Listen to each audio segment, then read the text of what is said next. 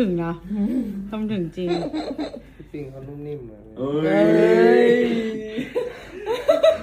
ต่อหน้าต่อตาต่อตา ไม่ใช่แบบนั้นครับพี่ ขายเลยลูกจังหวะนี้แหละขายเลยขายเลยมีอะไรครับ13มีอะไรลูก หาไม่ได้หรอกเพราะปิงมีคนเดียว อะไร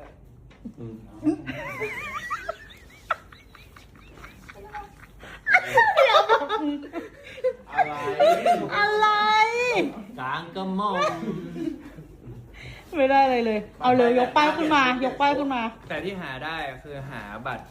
เข็มกีฬาเดอะโกลเด้นไทม์ครับผม นี่เติมปุ่งแล้วอย่าลืมกดบัตร 13 ธันวาคมนี้เท่านั้นนะครับ เติมยังไงอะปุ่งอะ อืม